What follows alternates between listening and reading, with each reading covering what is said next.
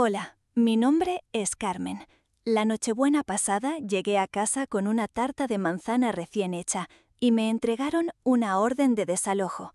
Sin aviso, sin compasión, solo un adiós frío en la mesa del comedor que yo pagaba.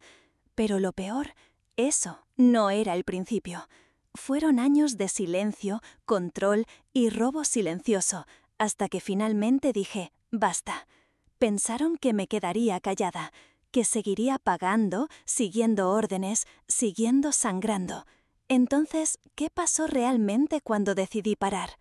Lo último que esperaba era recibir una notificación verbal de desalojo mientras sostenía una fuente tibia de cocido madrileño. Me detuve en el camino de entrada de mis padres, justo cuando el sol de finales de diciembre se ocultaba detrás del campanario de la iglesia al final de la única calle principal de Valdemoro. El cielo estaba gris, ese tipo de color que hacía que todo se sintiera más silencioso, como si el mundo entero estuviera conteniendo la respiración.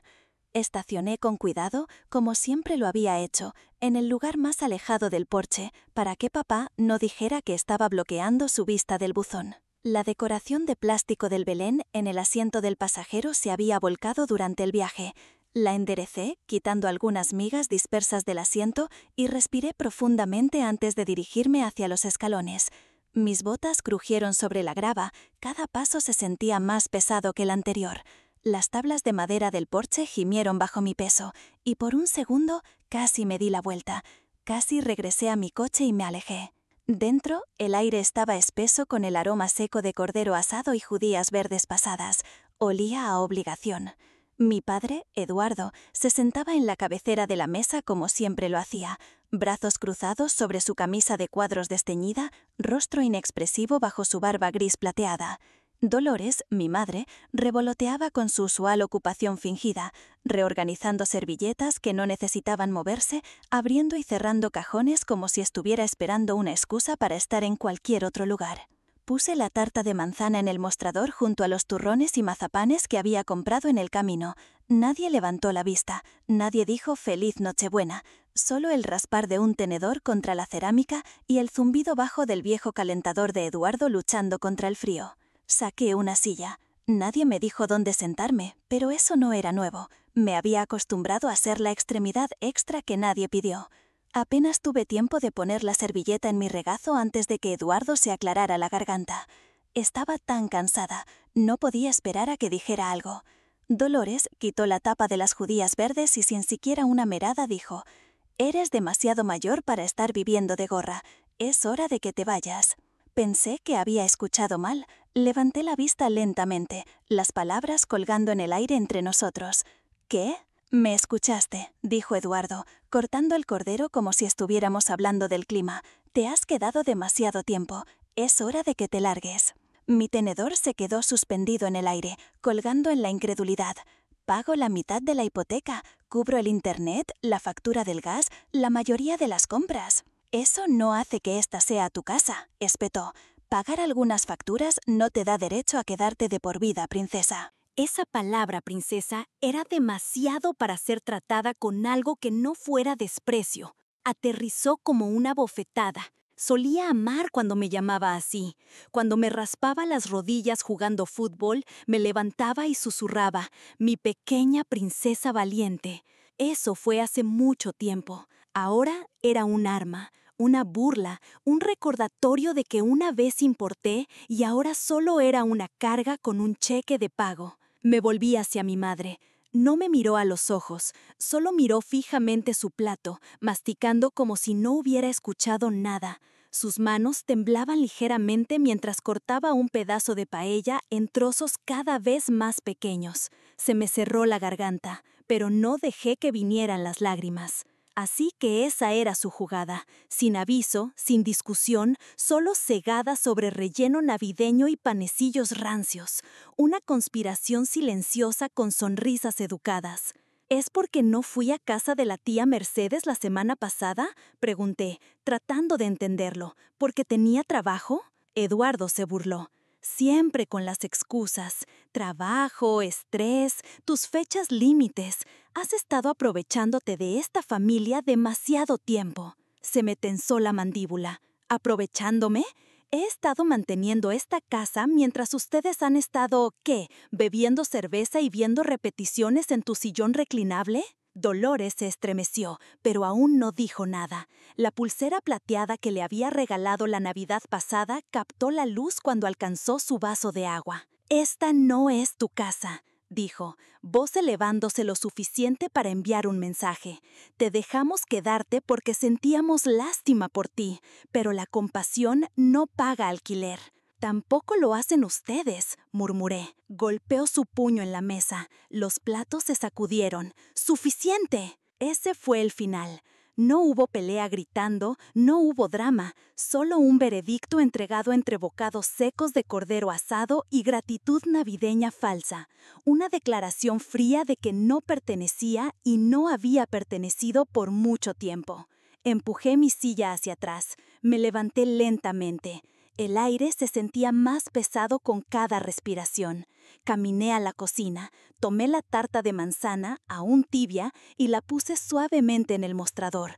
Nadie se movió, ni un gracias, ni siquiera una mirada. No solo me echaron, pensé, planearon esto. Eligieron Nochebuena porque los hacía parecer las víctimas. Miré hacia atrás una vez, solo una vez. Eduardo ya había vuelto a cortar el cordero. Dolores picoteaba su guiso como si nada hubiera pasado. «Supongo que estamos haciendo esto», dije en voz alta, voz calmada aun cuando todo dentro de mí se desmoronaba. Nadie respondió. Afuera, el viento navideño había recogido fuerza. Envolví mi abrigo más fuerte alrededor de mí mientras caminaba al coche. Mis manos no temblaron, mi respiración no se entrecortó, pero adentro algo se agrietó. Encendí el motor, pero no me alejé inmediatamente. Miré hacia la casa que una vez creí que era un hogar. Las contraventanas desteñidas, el porche hundido, la luz parpadeando en la ventana de arriba donde solía hacer tarea hasta altas horas de la noche. «No solo me echaron de la casa», susurré, agarrando el volante hasta que mis nudillos se pusieron blancos. «Me echaron de la ilusión de que alguna vez realmente fui amada aquí». Me alejé en la oscuridad, los faros cortando a través del silencio. No había maletas empacadas en el maletero, no había un gran plan, solo una mujer que finalmente había visto la verdad y no tenía miedo de dejarla atrás. No pisé el acelerador de inmediato. Me quedé allí sentada, el calentador siseando contra el aire frío que se había filtrado por la puerta agrietada. Mis manos no temblaron, pero mi pecho se sentía apretado, como si algo invisible se hubiera roto, y ahora toda la presión estaba inundando. No lloré, no por fortaleza, por claridad. Conduje sin rumbo por un rato, por calles que había conocido desde niña, pasando escaparates oscurecidos y luces de porche parpadeantes. El pueblo se veía igual, pero todo dentro de mí estaba cambiando. El restaurante en la calle del Olmo todavía tenía su letrero de neón abierto encendido, proyectando un débil resplandor rojo sobre el pavimento cubierto de barro. Me detuve en un espacio, pero no entré. Me quedé allí, motor apagado, viendo a una pareja a través de la ventana riendo sobre tarta. «Piensan que terminaron algo esta noche», murmuré. «No saben que apenas estoy empezando». Me quedé en el coche hasta que mis dedos se sintieron rígidos por el frío. Entonces le envié un mensaje a la única persona en la que podía confiar para no hacer preguntas: Pilar.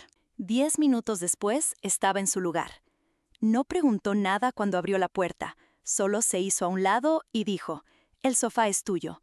Eso era todo lo que necesitaba. Una vez que se fue a la cama, puse mi bolsa y saqué mi laptop. La luz de la cocina zumbaba arriba y el silencio se sentía como armadura. Inicié sesión. Factura de electricidad. Cancelar. Agua. Cancelar. Clic. La pantalla parpadeó antes de confirmar la desactivación. Una por una, desconecté cada cordón que me había atado a esa casa, esa vida. Pasé a la cuenta bancaria, cuenta conjunta, la que Dolores insistió que abriéramos solo para emergencias familiares. Recordé la forma en que sonrió cuando acepté, como si fuera amor. No lo era, era influencia. Transferí los fondos a mi cuenta privada, una que había abierto silenciosamente la primavera pasada cuando sentí el primer cambio real en su comportamiento. No les dejé nada. Luego vinieron los coches, ambos aún asegurados bajo mi póliza, porque tenía sentido, porque era buena con el dinero, porque eso es lo que hace la familia por cada uno. Eliminé ambos vehículos, confirmando que estarían sin seguro para el lunes por la mañana. No me estremecí. Con cada clic de confirmación, no solo me estaba alejando, me estaba extrayendo, célula por célula, de su narrativa. No estaba haciendo esto para lastimarlos, estaba haciendo esto para reclamar lo que di sin que me lo pidieran, lo que asumieron que les pertenecía por defecto. Me detuve solo una vez, mirando el historial de servicios públicos. Años de pagos hechos desde mi cuenta, cientos de euros drenados cada mes, mientras Eduardo se sentaba en su sillón reclinable gritando a los programas de concursos, y Dolores hojeaba catálogos de los que nunca ordenó. Dijeron que yo era una borrona. Yo era la maldita columna vertebral. Un recuerdo me golpeó, no invitado. Yo en el techo en una tormenta la primavera pasada, clavando tejas mientras Eduardo gritaba por la ventana sobre cómo lo estaba haciendo mal.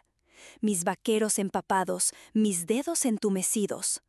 Nunca salió a ayudar, solo abrió otra cerveza y subió el volumen. Otro. Dolores llamándome desde una zanja, sollozando porque se había salido de la carretera. Sus neumáticos habían estado calvos durante meses. Pagué los reemplazos, tomé un día personal, cubrí la grúa. Nada de eso fue recordado esta noche, nada de eso me compró un asiento en su mesa. No sentí remordimiento, solo rabia, que se había enfriado en precisión. Navegué por las cuentas de medios, destacando cada una con una sensación de finalidad. Netflix bajo mi nombre, cable, Wi-Fi, desaparecido. Ya podía escuchar a Dolores gritando cuando sus programas no cargaran. Esperaba que llamara al proveedor y escuchara, en una voz robótica, que la cuenta fue cerrada por el titular principal. Cada lazo cortado no era mezquino, era poder volviendo a casa para anidar. Tomé un descanso para beber agua directamente del grifo, apoyándome contra el mostrador de Pilar. Su apartamento olía a canela y jabón. Su gato me observaba desde el pasillo, cola moviéndose, juzgando silenciosamente. Me senté de nuevo y abrí el último elemento, la cuenta de emergencia, la que solía pensar que me hacía noble, desinteresada, orientada a la familia. La misma cuenta que drenaron silenciosamente a lo largo de los años, siempre con una buena excusa. La congelé, no eliminada, solo bloqueada detrás de una pared de papeleo y verificación de identidad que no navegarían, incluso si lo intentaran. Eran casi las 2 de la mañana cuando escribí una sola nota en la sección de memo de la transacción final. Nunca lo vieron como ayuda, solo apoyo esperado, pero ya no soy su plan de respaldo. Cerré la laptop, el débil clic resonando más fuerte de lo que debería en la pequeña cocina. Me echaron, pero me alejé con todo lo que realmente importaba, mi autonomía, mis decisiones, mi voz. Y ahora sentirían el vacío que solía llenar tan silenciosamente. No dormí esa noche, no realmente. Me quedé en el viejo sofá de Pilar, envuelta en una manta que olía débilmente a detergente de lavanda y pelo de gato, mirando al techo, ojos abiertos en la oscuridad.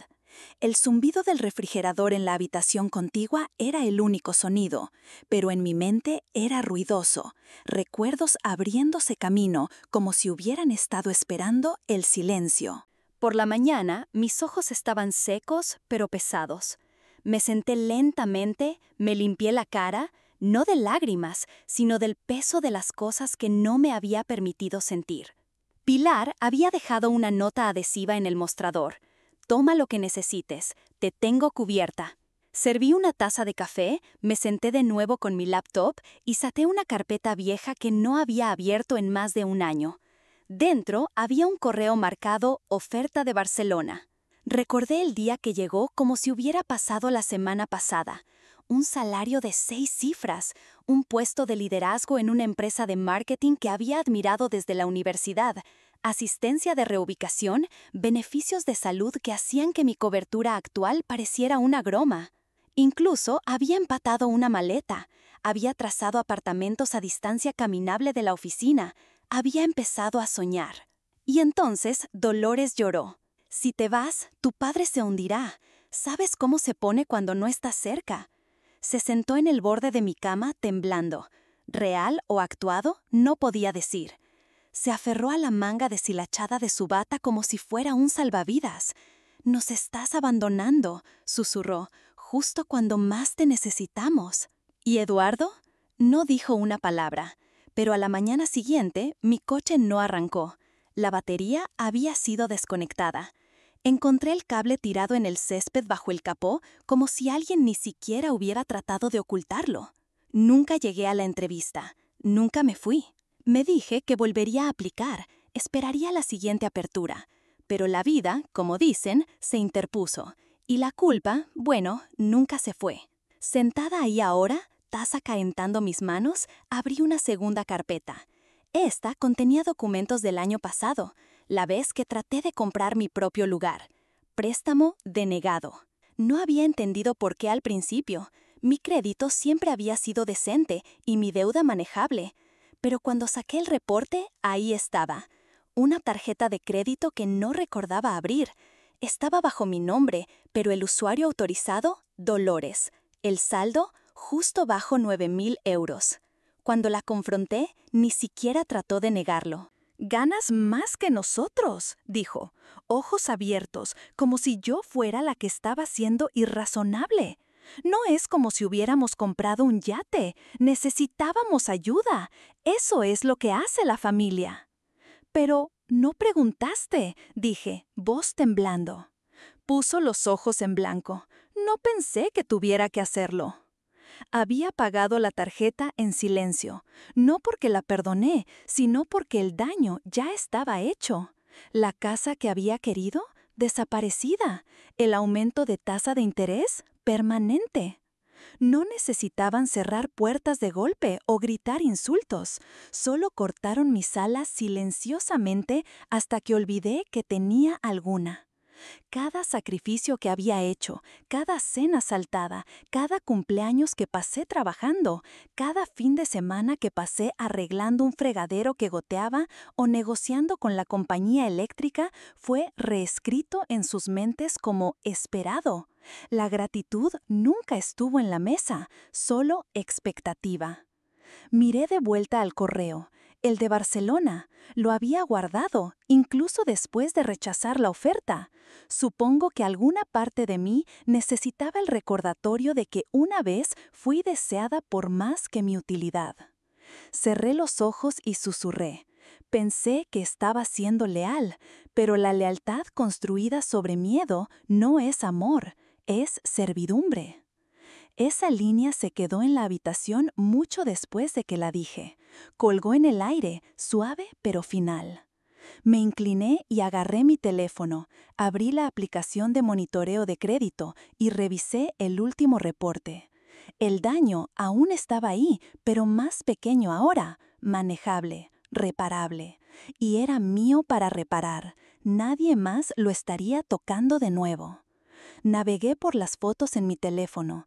Aterricé en una de hace 4 años, parada junto al viejo árbol de Navidad, sosteniendo una taza, sonrisa falsa pegada, mientras Eduardo miraba la TV y Dolores desenvolvía el regalo que le había comprado, fingiendo que era de él. Esa noche había llorado hasta quedarme dormida, preguntándome por qué aún me sentía invisible.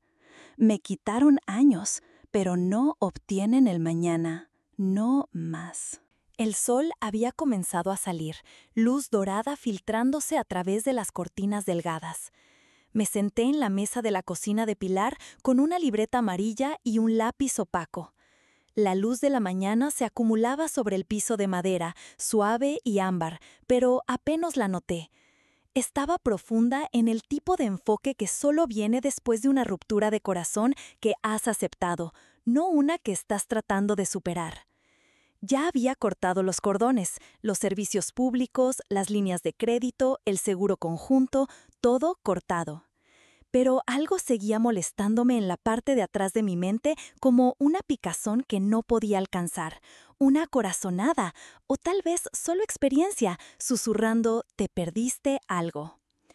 Así que comencé a enumerar cada cuenta que había tenido con mi nombre en ella, sola o compartida.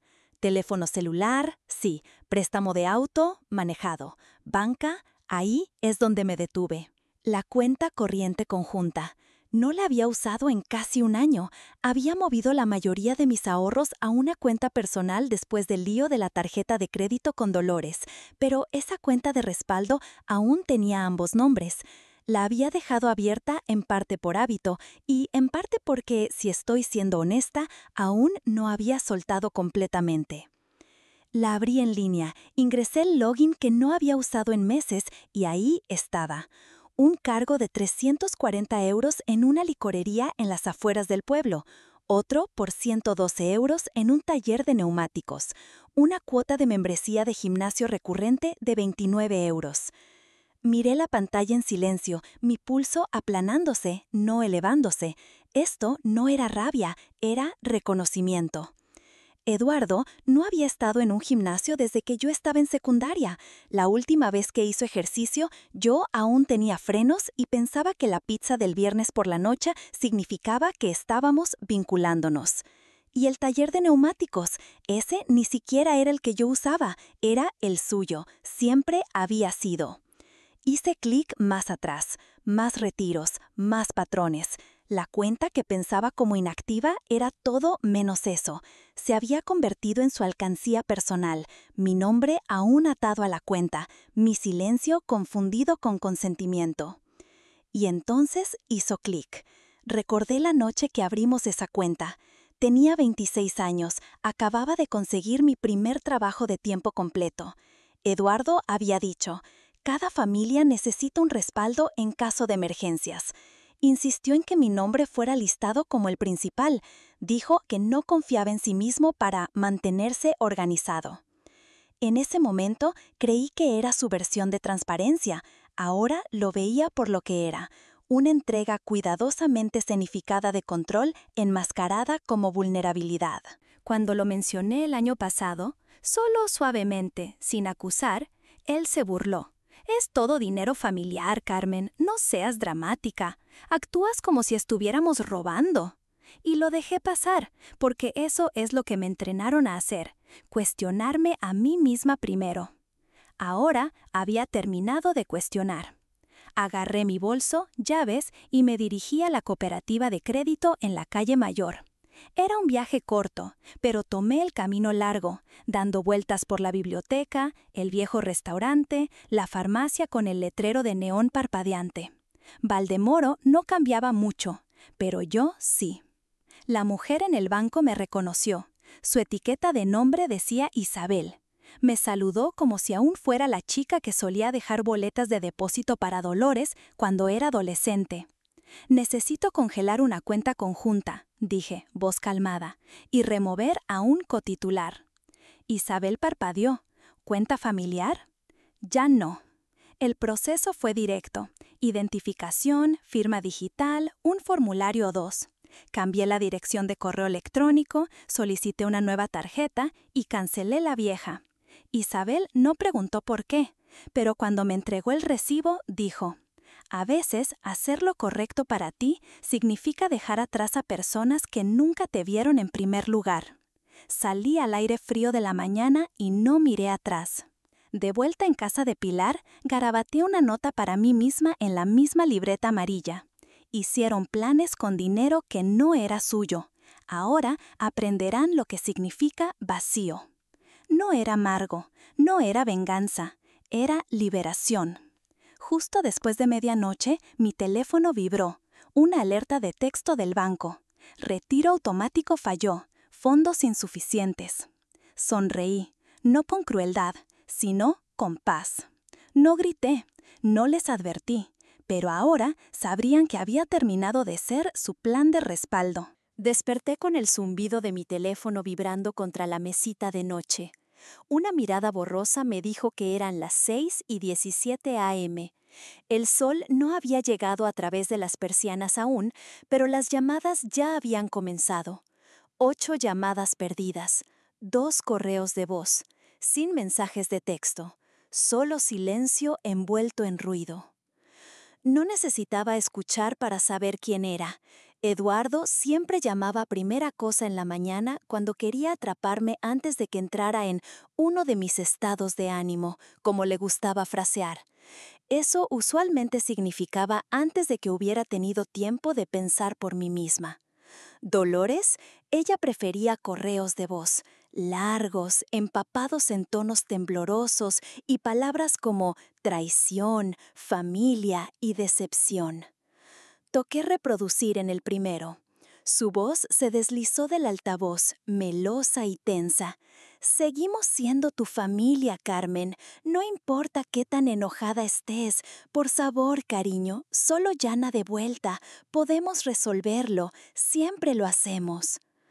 No, murmuré a la habitación vacía.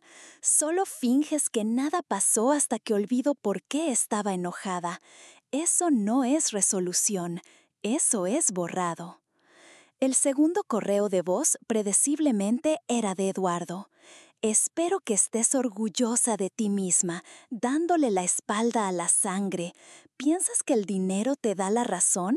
Te arrepentirás de esto. No digas que no te advertí. Ahí estaba, amor mezclado con una amenaza. Eliminé ambos correos de voz sin guardarlos, sin vacilación. Mi pulgar ni siquiera tembló.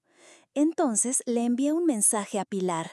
Está entrando en pánico. Yo no. Ella respondió con una sola palabra: progreso. Me quedé en la cama un poco más, viendo el ventilador de techo girar en círculos lentos, pensando en cuántos años había pasado persiguiendo su aprobación. Cada llamada telefónica que había contestado al primer timbre, cada boleto de avión reservado de último minuto para emergencias familiares que resultaron ser trampas de culpa. Cada fin de semana que cancelé planes solo para estar presente para personas que solo notaron cuando era útil. No más. Esa tarde me encontré con Javier para café.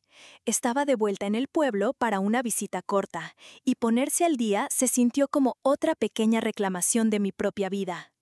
Encontramos una mesa en la parte de atrás del café Rincón, luz cálida derramándose de las bombillas Edison arriba. «Te ves bien», dijo, más ligera. «Estoy tratando de serlo», respondí ofreciendo una pequeña sonrisa. «Ha sido un mes». Él asintió, bebió su café con leche, luego hizo una pausa. «Me encontré con Roberto hace un par de semanas». ¿Parpadeé? «Roberto, hace 2 años. Pensé que me iba a casar con ese hombre». Entonces desapareció, sin discusión, sin explicación. Una semana estábamos buscando apartamentos, la siguiente se había ido. Javier no notó mi vacilación. Continuó, ojos cautelosos. «Dijo que tu mamá le dijo que eras inestable, que estabas luchando financieramente y podrías arrastrarlo hacia abajo». Se sintió como si alguien hubiera vertido agua helada directamente en mis pulmones. ¿Qué? Dijo que ella lo acorraló en un mercado de agricultores. Le dijo que tenías problemas sin resolver, que él se merecía a alguien más estable, más agradecida. No pude hablar, solo miré hacia mi té intocado, manos congeladas. Había pasado meses culpándome. Pensé que lo había alejado. Había sido demasiado cautelosa, demasiado cerrada. Creí, en el silencio de mis peores noches, que tal vez no valía la pena amar, que tal vez había sido demasiada carga para él. Y todo este tiempo no era yo, era ella. Dolores había ido a mis espaldas, no para protegerme, no por preocupación, sino para sabotear algo bueno, algo que me habría hecho más independiente, más difícil de controlar. «¿Estás bien?», preguntó Javier suavemente. Asentí una vez. «Gracias por decirme. Necesitaba saber».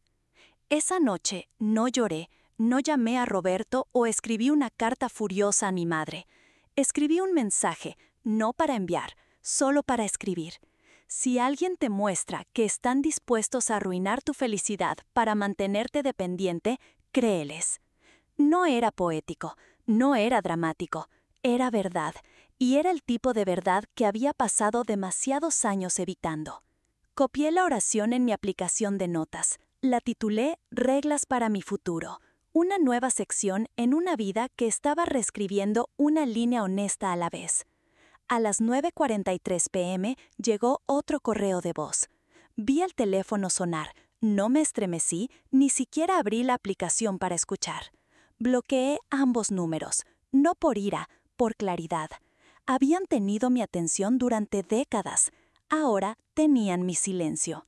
Y el silencio es una decisión, no una retirada.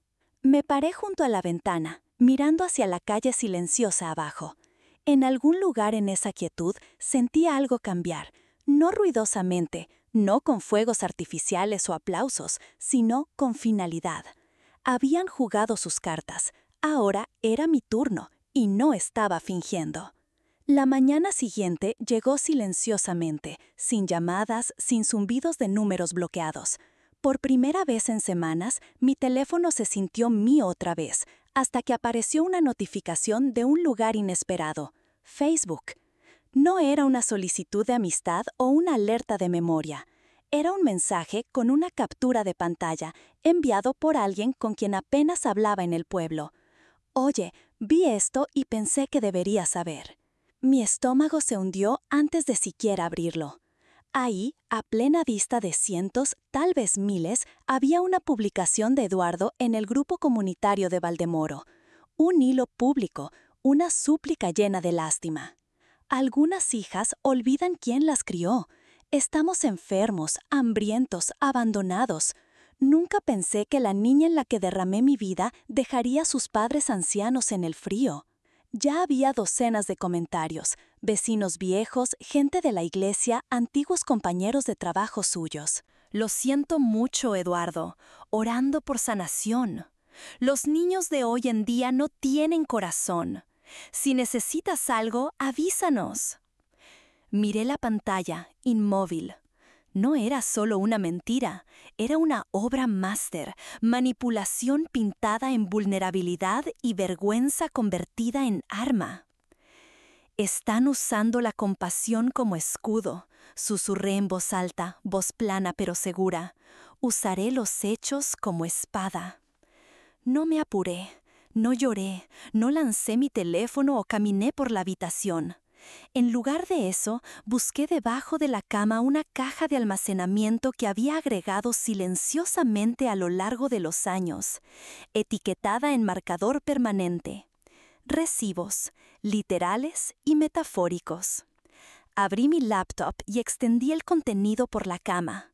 Cada factura de servicios públicos de los últimos 6 años en mi nombre, pagos automáticos, gas y agua, estados de cuenta de teléfono celular, recibos de reparación del invierno que las tuberías se rompieron y fui yo quien pagó el servicio de emergencia, no Eduardo. Copié escaneos en una carpeta, etiqueté cada imagen por fecha, transferencias bancarias documentadas, cheques escritos de mi cuenta a la suya, capturados en pantalla, correos electrónicos de Dolores pidiendo solo un poco de ayuda este mes porque estaban cortos otra vez, guardados. No solo construí una respuesta, construí una línea de tiempo, una imagen que mostró quién realmente había sido abandonado y por quién. A la 1:13 p.m. publiqué, sin florituras, sin rabia, solo hechos. Me he quedado callada por amor, pero ya que esta historia es ahora pública, permítanme aclarar algunas cosas. Entonces lo expuse. Factura eléctrica pagada, 187,42 euros bajo mi nombre. Seguro de coche, 2 vehículos, debitado mensualmente de mi cuenta corriente. Reparación de techo de emergencia, cubierta en su totalidad por mí el diciembre pasado. Comida, copagos médicos, incluso peluquería canina para una mascota que no me dejaron nombrar. Terminé con: no perdieron una hija, perdieron a la persona que mantenía sus luces encendidas. No era venenoso, era quirúrgico. Una vecina llamada Rosa comentó en minutos: la vi reparando ese techo en el frío glacial. Él solo gritó desde adentro que no dejara caer el martillo otra vez. Luego, otra publicación de alguien que solía dirigir la farmacia. Ella siempre recogía sus medicamentos, pagaba en efectivo, nadie mencionó esa parte. Como una marea, la narrativa comenzó a cambiar. Valdemoro era pequeño, la reputación corría más profundo que la sangre. La gente recordaba quién limpiaba sus aceras en invierno, quién ofrecía viajes cuando el coche de alguien se rompía, quién mantenía la cabeza baja y cargaba cargas de las que nadie preguntó. Nunca pedí esta guerra, pero la trajeron a mi puerta y tocaron el timbre, así que respondí con pruebas.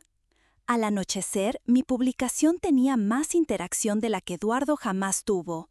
No es que importara, no volvió a publicar. Tampoco Dolores. Su silencio en línea hizo eco del silencio que ahora mantenía en la vida real. No respondí a comentarios, no monté la ola, había dicho lo que necesitaba. Eso era suficiente. La casa en la que crecí, la imagen de ella ya no dolía, no porque había perdonado, sino porque ya no controlaba la narrativa de quién era yo. A las 11:47 p.m. apagué las notificaciones, cerré mi laptop y me senté en la oscuridad con una taza de té en mano. La habitación estaba silenciosa, el tipo de silencio que solía asustarme. Ya no. Hay un silencio que viene de ser ignorada y uno que viene de elegir no participar. Había elegido el segundo. Me habían pintado como cruel, fría, desleal, y había respondido no con veneno, no con historias de sollozos, sino con la verdad. Si querían una guerra, estaban a punto de ver que yo llegué con recibos. El sobre estaba ahí cuando abrí la puerta, una losa de Manila de silencio dejada a mis pies como una amenaza que no necesitaba palabras, sin golpe, sin mensajero, solo esperando. No lo abrí de inmediato. Lo traje adentro, lo puse en la mesa de la cocina y lo miré fijamente. La última vez que había visto mi nombre escrito tan formalmente fue en una carta de aceptación universitaria. Esta vez estaba en negrita en papel membretado legal. Demandante: Eduardo y Dolores Herrera. Demandada: Carmen Herrera. Alegaciones: negligencia de ancianos, explotación financiera, crueldad emocional. Me reí, no porque fuera divertido, sino porque finalmente se habían superado a sí mismos. Después de todo lo que tomaron, torcieron, se burlaron, ahora querían que el sistema limpiara la historia que habían ensuciado. No querían reconciliación, querían venganza vestida de domingo. Susurré en la habitación vacía: se han vuelto nucleares. Y sabía lo que eso significaba. Tenía que encontrarlos allí. Al mediodía estaba en una llamada de Zoom con asistencia legal en Madrid. La mujer que atendió, Marta, tenía ojos amables y un tono agudo. Me transfirió a Diego, un asistente legal que parecía lo suficientemente joven para aún estar pagando préstamos universitarios, pero tenía los nervios de acero de alguien que había visto implosiones familiares más desordenadas que la mía. Escuchó sin interrumpir. Examinó el PDF que había subido antes de que la llamada se conectara. Navegó silenciosamente, luego me miró de vuelta a través de la pantalla. Carmen, dijo, esto no es solo defensa, es un contraataque esperando suceder. Trabajamos rápido. Cada carpeta que había creado, registros financieros, capturas de pantalla, fechas, horas, se convirtió en munición. Cada correo electrónico de "por favor ayuda" de Dolores, cada memo de "solo cúbrelo esta vez" de Bizum, incluso el hilo de Facebook, que desde entonces había sido eliminado pero capturado en pantalla completa. Presentamos nuestra moción en la semana. Contrademanda, difamación, proceso malicioso, mal uso de cuentas financieras compartidas. La fecha del tribunal fue fijada. Un mes después, estaba parada en un juzgado que olía a alfombra vieja y metal frío. Mi nombre resonó por el pasillo mientras llamaron el caso. Mis manos no temblaron. Mi voz no se elevó. Entré usando el único traje que poseía, cabello recogido, documentos en mano. Eduardo ya estaba allí, sentado como un pastor a punto de dar un sermón. Dolores se aferró a pañuelos que aún no necesitaba. Las teatralidades llegaron temprano en su espectáculo. Trajeron carpetas. Mi equipo trajo hechos. Cuando el juez pidió declaraciones de apertura, el abogado de Eduardo se levantó e introdujo la prueba A, capturas de pantalla de supuestos mensajes de texto entre nosotros. Me sorprendí hasta que Diego habló, calmado y preciso. Proyectó nuestra propia evidencia en la pantalla. Metadatos, registros de ruta de archivo, detección de superposición de aplicaciones. Traducción para la sala. Esos mensajes, creados en una aplicación de mensajes de texto falsa, con marca de tiempo de hace 2 semanas, no extraídos de un teléfono, construidos desde cero. Jadeos llenaron la sala. Dolores finalmente usó el pañuelo. El juez pidió silencio, luego golpeó su martillo. La cara de Eduardo no se inmutó, pero su abogado comenzó a sudar. El resto de la audiencia se difuminó en especificidades, deposiciones, auditorías de cuentas bancarias, testimonios de testigos, capturas de pantalla respaldadas por recibos. Al final, el juez no emitió un fallo. Dijo que necesitaba más tiempo, pero la sala ya había cambiado.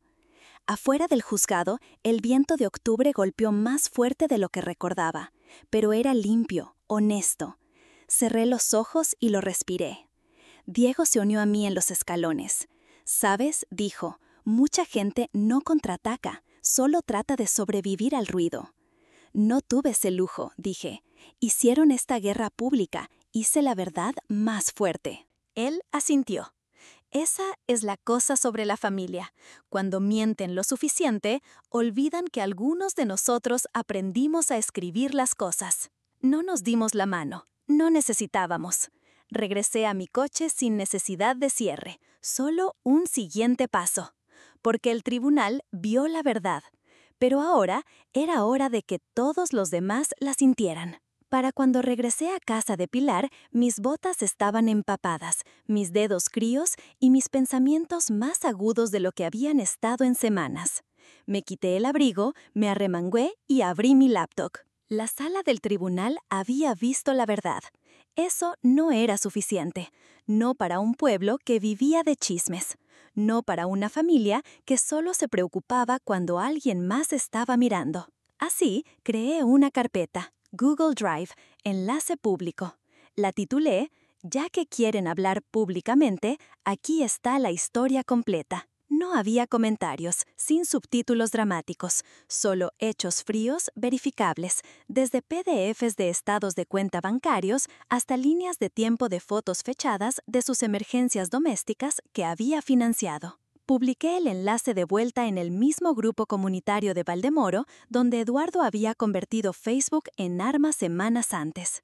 Eso fue todo, sin cita, sin emojis, sin hashtags. La verdad no necesita decoración. Cerré la laptop y fui a la cocina a hervir agua. Para cuando la tetera silbó, mi teléfono vibró con el primer ping de notificación. No lo alcancé. En lugar de eso, serví té, agregué miel y esperé. No por su respuesta, sino por el silencio que vendría después. La mañana siguiente desperté con más de 2 docenas de llamadas perdidas. Pero fue el titular en mi feed lo que me detuvo a media sorbo. Drama familiar de Valdemoro se vuelve viral. Documentos de hija provocan ajuste de cuentas de todo el pueblo. El artículo no me citó, no necesitaba, citó los recibos. Navegué más y vi un video. Dolores, cámara temblorosa, luz tenue de cocina detrás de ella, proyectando demasiada sombra. Se aferró a un pañuelo y habló con esa voz calmante, maternal, casi creíble. «Solo estamos dolidos», dijo. «Ella es nuestra hija. No sabíamos que se sentía así. Nunca quisimos...» lastimarla, sollozó. Se secó una mejilla seca. Todo fue amor. Tal vez lo entendimos mal, pero fue amor. Los comentarios llegaron rápido. Entonces, ¿por qué mentir sobre ella en el tribunal? El amor no demanda. Suena como que lamentas que te atraparan. Alguien reposteó mi enlace de Google Drive justo debajo del video, sin subtítulo, sin insulto, solo un hipervínculo, como un espejo sostenido a una máscara. Al mediodía, la ondulación se había convertido en una ola. Eduardo fue silenciosamente removido de la junta voluntaria de la iglesia. Escuché a través de Pilar que el pastor lo había llamado un conflicto de integridad espiritual. El club de bridge de Dolores canceló el próximo juego, luego el del próximo mes, luego le envió un mensaje. Estamos rotando anfitriones, te avisaremos si necesitamos algo. No celebré. Esta no era una victoria, no era venganza. Era aire regresando a un espacio que había estado sofocándose durante mucho tiempo. Pilar me envió un mensaje. Esta es la parte silenciosa, ¿verdad? ¿Donde respiras otra vez? Miré la pantalla por un segundo, luego escribí de vuelta. Es donde dejé de sangrar. Lo decía en serio. No me sentía triunfante. Me sentía nivelada. Más tarde esa tarde, di un paseo por el centro. La brisa había perdido su mordida. Los árboles estaban en esa fase dorada antes de las ramas desnudas, de color llama y fugaz. Pasé por la biblioteca donde solía ser voluntaria, el restaurante donde una vez me encontré con Roberto, la ferretería donde Eduardo nunca pagó cuando le compré herramientas nuevas que nunca usó. Nadie me detuvo, nadie susurró, la gente asintió, una mujer incluso ofreció una pequeña sonrisa. Por primera vez en mi vida, el silencio no se sintió como exilio, se sintió como llegada. Me detuve en el cruce peatonal viendo cambiar la luz. Y pensé, no en ellos, sino en mí. ¿Quién era yo, ahora que ya no me definían? No solo la chica que mantenía las luces encendidas, no la hija que se quedó demasiado tiempo. Alguien reconstruyendo desde escombros, pero no amargamente, no desesperadamente, intencionalmente. El apartamento era pequeño, del tipo con zócalos torcidos y pintura que no llegaba bien a las esquinas. Pero era mío, completamente mío. Firmé el contrato con un bolígrafo que apenas funcionaba, y no me importó. El dúplex estaba metido en una cuadra más vieja justo al este del centro de Madrid. Tenía vista a un olmo medio muerto y un letrero de lavandería que parpadeaba cuando llovía. Las ventanas se atascaban por las mañanas y la ducha tenía exactamente una configuración de presión, agresiva. Pero cuando giré la llave y entré por primera vez, el silencio no se sintió vacío, se sintió limpio, completo, como si hubiera abierto un libro y las páginas aún no hubieran sido dobladas. Lo primero que desempaqué fue una pequeña estantería que había llevado de apartamento en apartamento desde la universidad. La llené con libros de cocina que rara vez usaba, diarios viejos que nunca releía y una novela gastada a la que siempre regresaba cuando no sabía quién era. Luego vino la cafetera, nueva, negro mate. Costó más de lo que debería haber gastado, pero valió cada centavo. La primera cafetera olía a canela, no por alguna mezcla especial, solo porque había agregado canela a los granos. Porque podía, porque nadie estaba parado sobre mi hombro, diciéndome que era un desperdicio o preguntando por qué no usé el dinero para algo útil. Este lugar no solo se veía diferente, se sentía intocado por ellos. Pasó una semana silenciosamente. Me encontré abriendo más las persianas, caminando descalza en el azulejo crujiente, tomando duchas largas solo porque podía. Dejé de revisar mi teléfono cada hora. Y ahí fue cuando llegó el correo. Una vecina de vuelta en Valdemoro, alguien que apenas conocía, envió un mensaje corto. Las luces no han estado encendidas en la casa de tus padres. Pensé que querrías saber. No respondí de inmediato. Lo dejé en mi bandeja de entrada mientras doblaba ropa y organizaba mi armario.